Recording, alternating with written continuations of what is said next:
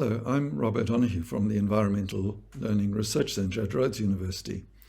And in our work with heritage, we soon realized that heritage was extremely diverse. And you often find indigenous knowledge and Western science opposed, or you find situated knowledge and abstract knowledge opposed. And this was resolved by my colleague Caleb Mandekonza in his work on indigenous knowledge and science, where what he found, or what he coined, was the idea of heritage practices as real-world knowledges, both Western and the indigenous, real-world knowledges for learning in classroom settings. And this had us pose, how do we work with plural real-world knowledge practices in subject teaching? So if we're trying to bridge heritage practices and science together in ESD, in a curriculum setting or a context of ESD, then let's look at an example. One needs to bring out the heritage knowledge in one way or the other, either through story or through an elder coming in, or through the students finding out from gogos or elderly members of the community.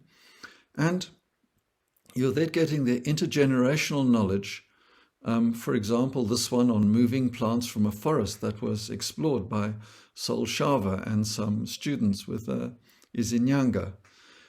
The Izinyanga said, take the forest with the plant. In other words, he showed them how to collect the forest plants, to wrap the roots in humus, and then to plant out the plant with its humus. And then as a science teacher, if you bring in the school subject, then the scientific knowledge as symbiotic relationships between plants and soil in the forests. And you get concepts that allow you to look at the plant providing carbohydrates for the soil fungus, mycorrhiza, the soil fungus enabling soil mineral transfer to strengthen the plant, and the mycorrhiza hormone stimulating root growth in this symbiotic relationship.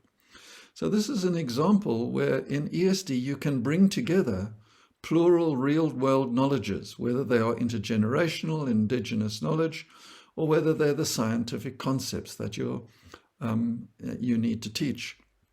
But in ESD, if we look at this learning through or around knowledge practices, then it's possible to actually support the students to resolve and redescribe and retrodict, to look back on historical knowledge and to see how things make sense and how they're able to understand the problems in the present by eliminating ambiguity and being able to explain things, and then being able to identify open explanations that they can then correct in understandings. And these understandings can enable them to develop a purpose. If they were planting trees, how would they take indigenous knowledge and the science into account?